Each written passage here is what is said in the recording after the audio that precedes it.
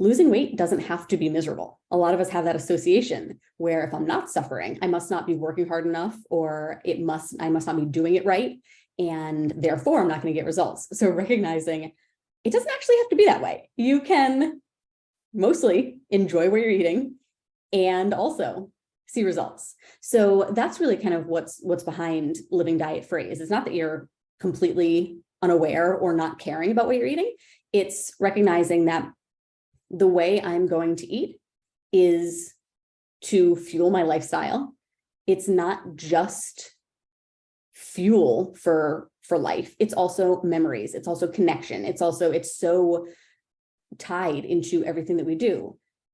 You don't need to be a robot in order to see results. You get to live the healthiest life that you enjoy. And that's likely going to include your favorite foods. Yeah, I like that you pointed that out, because a lot of times we hear very strictly that like food is your fuel and that is all. And so when we think about a fitness or, health journey, we think of really restricting ourselves because food is just fuel. I shouldn't enjoy this. I have to turn that off. Otherwise, I'll never get to where I want to be. And I like the slow but sustainable approach because we can make these huge changes in our lives and maybe keep them up for a while, but how do we make this something that is enjoyable so that we can do it for a lifetime? Because we just get one body, we have one. And so we need to be able to take care of that in a way that looks good and feels good for us, but can last long-term. And I think that kind of goes hand in hand with just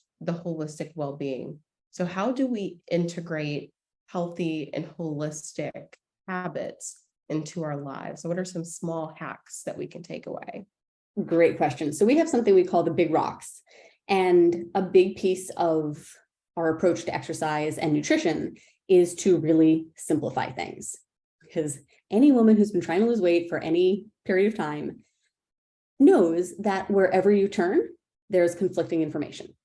You look at one place and it's saying you need to keep your carbs under 30 grams a day. And the next site is saying you should only be eating 6 hours a day. And by the time you've looked at all the things, you're like, well, I have no idea what to do. And I certainly don't want to do the wrong thing. So I guess I shouldn't do anything until I have the answer. And there just isn't one answer.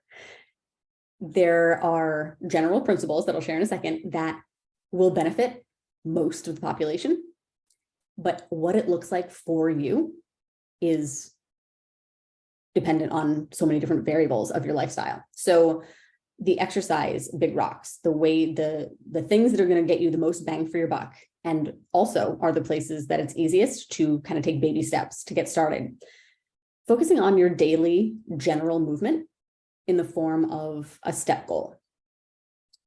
You probably have heard, I should be getting 10,000 steps a day, things like that. That's really kind of an arbitrary number that started as a marketing thing for a Japanese pedometer company. So there's no magic behind 10,000 steps, but basically what a step goal is a proxy for you just having a generally active lifestyle. As modern conveniences have developed, we've worked ourselves into very, very sedentary positions where we can work from home. We can get our groceries delivered. We can get whatever food we want delivered within minutes. We have endless options of what to watch on TV. We could, without being intentional, we could barely move all day. And a lot of us experienced that in the pandemic days when it was new and kind of novel to be like, well, I don't have to go anywhere or do anything.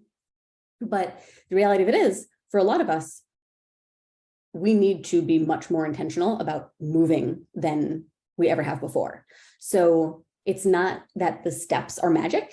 It's that they give you some sort of benchmark to keep an eye on how much am I moving.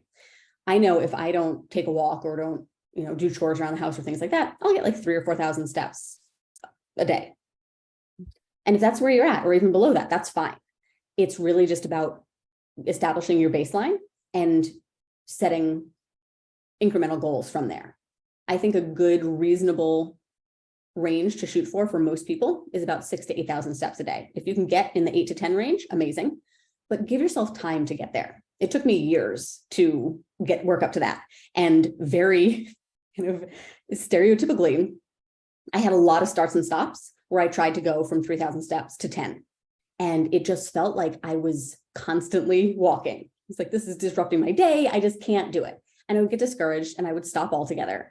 And finally, I started applying what I know to be true, which is, well, just do a little bit more than you've been doing. And then once that feels normal, do a little bit more than that.